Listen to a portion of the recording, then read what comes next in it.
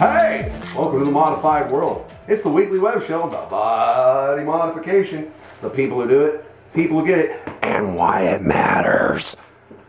I am your host. I am the senior piercer over here at the world-renowned Pangea Piercing. Beautiful sunny downtown Ann Arbor, Michigan.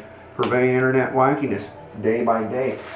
And right now, I'm about to set up and do some high nostrils.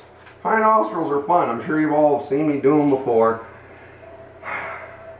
Part you didn't see is the 20 minutes of marking that goes into it. Always a little bit of a compromise because, as you know, everybody's always got one nostril that's bigger than the other one. Nobody's nose is perfectly straight or anything like that. So, of course, it's a bit of a compromise.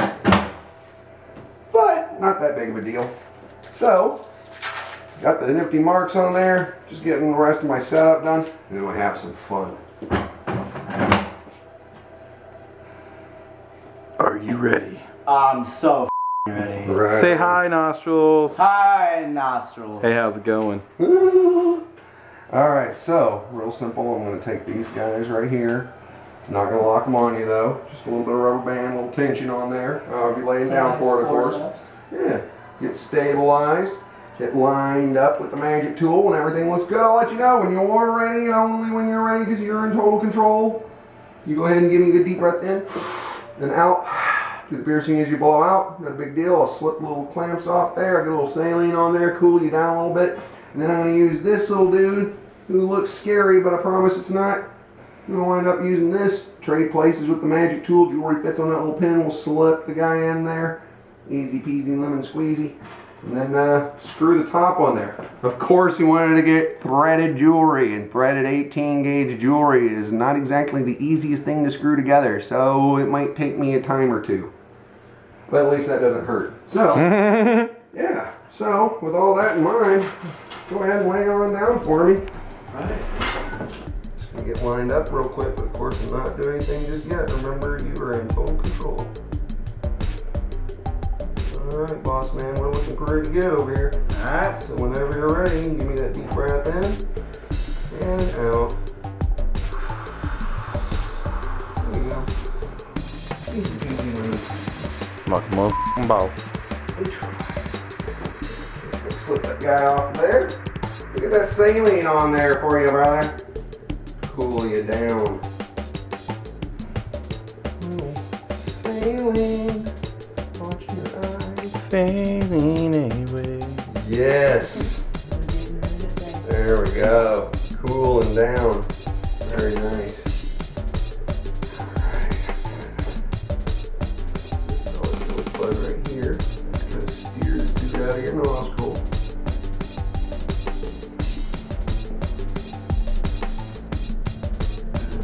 Shouldn't be too painful or anything.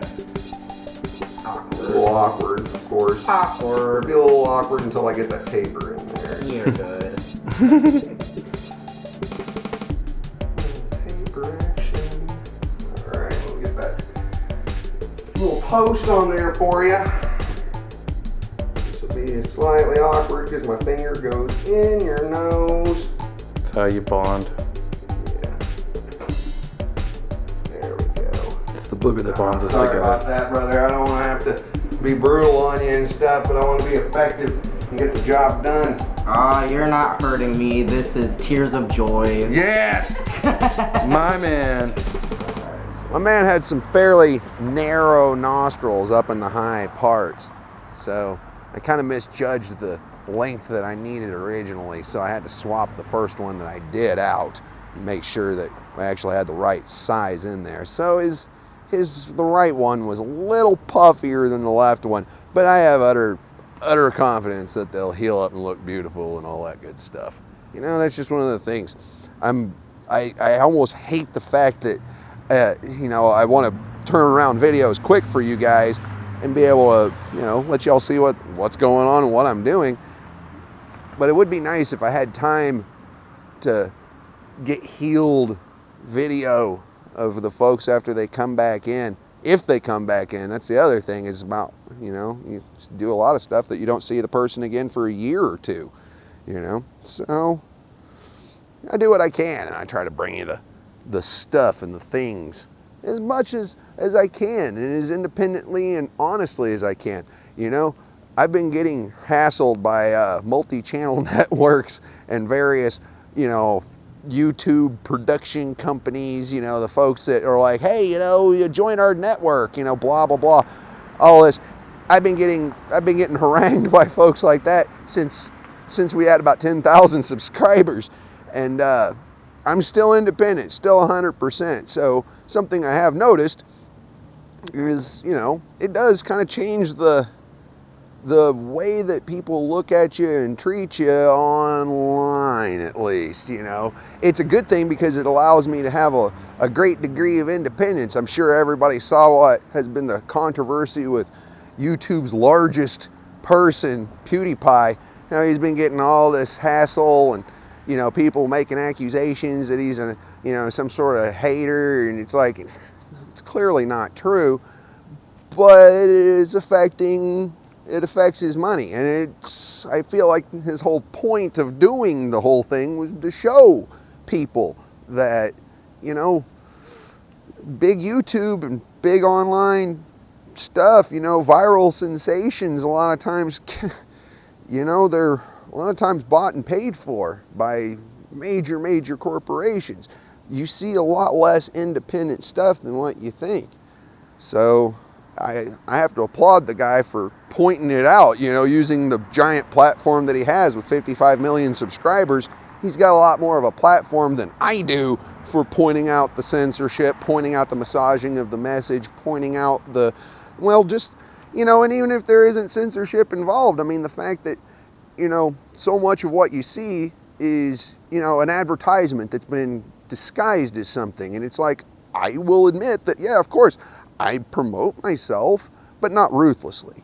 I know all the tricks in the book to actually be able to do it. Rest assured. If I was really, and like how I've said over and over again, I only use my powers for good.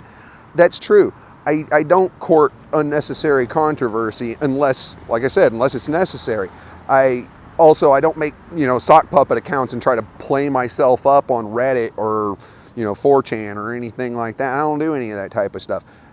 And a lot of people do. A lot of online creators do. And it's almost expected that people do that, but I don't. And I just, you know, feel like I ought to tell you all that. And like I said, and applaud Pewdiepie for, like I said, throwing himself on the sacrificial fires to kind of point out the fact that, you know, hey, there's filters on what you see. You know, rest assured, there's been a couple of times that YouTube has kind of changed their algorithm for a little bit, and then all of a sudden, boom, I'm getting like 70,000 views a day or something like that, and I'm like, whoa, what happened? But then you find out that, oh, it's just because YouTube was playing with their algorithm for a second, and you just got a bunch of views. They can determine how many views you get. You know, if they want you to be seen, you'll get seen. If they don't want you to be seen, well, they might not necessarily delete you, but it might not necessarily be a suggested video. I'm just saying. So anyway, that was my show this week. I hope you enjoyed it, maybe learned something, possibly remotely entertained. I do this all the time, so if you haven't subscribed yet, you ought to, man. We love having new people. So, you know, once again, stop in by next week. Have another episode of the Modified World.